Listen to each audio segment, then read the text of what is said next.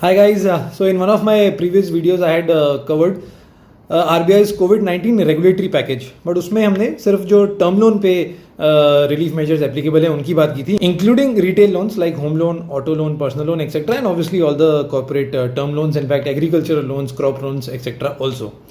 Now the same package talks about relief measures for working capital facilities also. So in this video we'll be covering that. So just to give you a quick recap, as far as lending institutions are concerned, RBI has directed this notification to virtually all the lending institutions. So all your public sector banks, private sector banks and NBFCs and all other lending institutions are covered under this. Okay, so quickly coming on to working capital facilities. So interest applied on only two facilities is explicitly mentioned here: cash credit and overdraft. Now other facilities like say sales invoice discounting या WCDL, STL, ये सब का explicitly यहाँ पे mention नहीं है. जो mention है वो ये कि CC और OD पे जो interest apply हो रहा है during this moratorium period 1st March से 31st August, ये interest जो है वो banks accumulate कर सकते हैं and उसके बाद इसको चार्ज कर सकते हैं. अब इसके बाद चार्ज करने के लिए दो ऑप्शंस दे दिए हैं. तो एक ऑप्शन है कि ये पूरा एक्यूमुलेटेड इंटरेस्ट 1 सितंबर को ड्यू हो जाए, तो उनके सिस्टम में उसकी ड्यू डेट बैठ जाएगी जाके 1 सितंबर, एंड उस दिन अगर आप ये पूरा 6 महीने का इंटरेस्ट रीपे नहीं करते हैं तो जो है आपका ओवरड्यू चालू हो जाएगा, आपकी सिविल रिपोर्टिंग चालू हो जाएगी. ठीक है. अब इसी के साथ साथ जो 23 मई को एक नया आरबीआई का अपडेट आया इस पर, जिसमें एक्चुअली ये और 3 महीने से बेनिफिट बढ़ा है. पहले 31 मई तक आया था, अब इसको अप टू 31 अगस्त कर दिया है. तो इसमें लेंडिंग इंस्टीट्यूशंस को अब आरबीआई ने अलाउ कर दिया है कि जिधर भी वो इसको सही समझे वहाँ पे इस एक्यूमुलेटेड इंटरेस्ट को एक FITL में कन्वर्ट कर दें. FITL का मतलब होता है फंडेड इंटरेस्ट टर्म लोन. तो अगेन थोड़ा सा ये जार्गन लैंग्वेज है, इसको अगर एक सिंपली समझे कॉमन मैन की तरह, तो ये बोल रहा है कि जो आपका इंटरेस्ट अमाउंट एक्यूमुलेट हुआ है 6 महीने का, उसको पूरा लमसम 1 सितंबर को पे करने के बजाय उसको एक टर्म लोन में कन्वर्ट कर दिया जाए एंड उसका जो रिपेमेंट अगेन वो डेफर कर दिया जाए. तो फॉर एग्जांपल उसको बोल दिया जाए कि आपको 1 सितंबर से 31 मार्च के बीच में इक्वली पे करना है. तो थोड़ा सा जो है वो बर्डन कम करेगा बोरोवर्स के ऊपर, and it will help them to tide over this cash flow crunch which they are assume to be facing during this times. ठीक है. हाँ, अब इसका एक गाइडलाइन है कि मैक्सिमम जो इसमें FITL का जो टेनर अलाउड है वो है अप टू 31 मार्च. तो 31 मार्च के बियॉन्ड वो नहीं जा सकता. जो भी बैंक्स को स्ट्रक्चर करना रहेगा वो विद इन दिस टाइमलाइन करना रहेगा. And again it is very clearly written that this will be at the description of banks.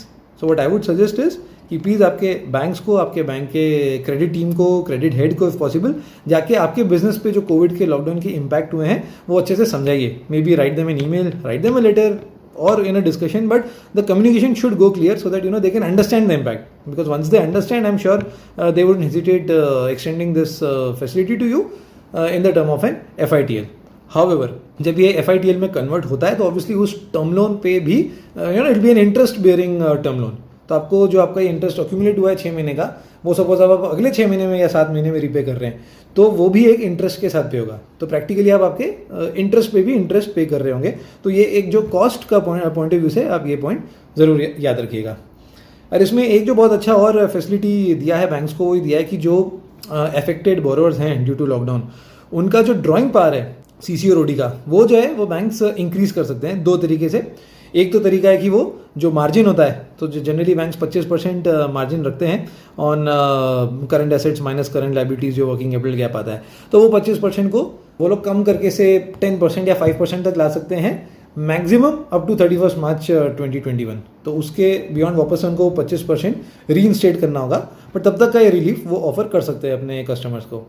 And similarly वो एक और चीज़ कर सकते हैं, वो CC या OD लिमिट को ही एनहेंस कर सकते हैं बाय शोइंग की जो ऑपरेटिंग साइकिल है उनके कस्टमर का वो ही बढ़ गया है. तो जाहिर सी बात है, अगर कोई बिजनेस फर्म है जो जेन्युइनली इम्पैक्टेड है इस लॉकडाउन से, तो उसका जो डेटर्स का साइकिल है वो काफ़ी इम्पैक्ट हो गया होगा, उसका पैसा काफ़ी अटका होगा उसके डेटर्स के पास. तो ऑपरेटिंग साइकिल ऑब्वियसली बढ़ गया होगा और एक एनहेंस्ड CC लिमिट जो है वो जस्टिफाई की जा सकती है. इसमें बस क्लियरली लिखा है अगेन आरबीआई ने कि ये बैंक्स को अपने जजमेंट से अगर उन्हें लगता है कि जस्टिफाई हो रहा है तभी ये देना है, क्योंकि फर्दर ये सारे जो सैंक्शंस हैं कोविड वाले वो सुपरवाइजरी ऑडिट के लिए एलिजिबल रहेंगे. तो इवेंचुअली आरबीआई ये सब रिव्यू करने वाला है. तो या these are what are very important points from working capital point of view. इसके आगे जो एक बहुत ही इंपॉर्टेंट पार्ट है जो आपको प्रोएक्टिवली मेरे ओपिनियन में हमेशा मॉनिटर करते रहना चाहिए वो ये है कि आपने जो मॉनिटरिंग बेनिफिट के लिए अप्लाई किया है वो एक्चुअल में बैंक्स के सिस्टम में इम्प्लीमेंट हो गया कि नहीं। तो आपको एक रिपोर्टिंग का नाम पता होगा, SMA reporting, special mentioned accounts. तो ये जो SMA रिपोर्टिंग है वो बैंक्स करते हैं RBI के सिस्टम में।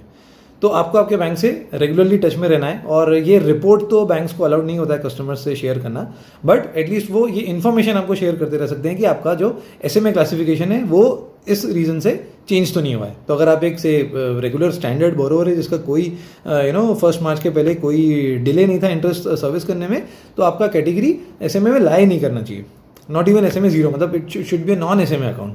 ठीक है। सिमिलरली आपको आपके सिविल रिकॉर्ड्स जो हैं आपकी कंपनी के, आपके फर्म के, वो रेगुलरली एक्सेस करते रहने चाहिए जस्ट टू इंश्योर कि बाय मिस्टेक बैंक का जो सिस्टम है वो कुछ रिपोर्ट तो नहीं कर रहा है वहाँ पे। And at the same time ये FITL जब एक बार आपको सैंक्शन हो जाता है तो आई वुड सजेस्ट कि इसका जो रीपेमेंट शेड्यूल है एग्जैक्ट और इसका रेट ऑफ इंटरेस्ट और जो भी उसके टर्म्स है, प्रोबेबली बैंक जो है वो आपकी जो एग्जिस्टिंग सिक्योरिटी है उसको भी चार्ज एक्सटेंड करेंगे to secure this FITL also. तो जो भी सारे कंडीशंस एक प्रॉपर सैंक्शन लेटर के थ्रू डॉक्यूमेंट कर लेने चाहिए एंड आपको आराम से ध्यान से एक एक पैरामीटर को पढ़ के और तभी एक जो है इन्फॉर्म्ड कॉल इस पर लेना चाहिए। So that is all from my side on these relief measures. Of course, as and when there are any further updates to it, like अगर ये 31st August से आगे जाता है, so I'll be more than happy to keep you posted. And yeah, just like that, keep watching, keep sharing, keep supporting this initiative, so that together we can spread this word, spread this awareness, so that these measures reach out to the maximum possible eligible people. So I'll see you in the next video. Till that time, take care. Bye bye.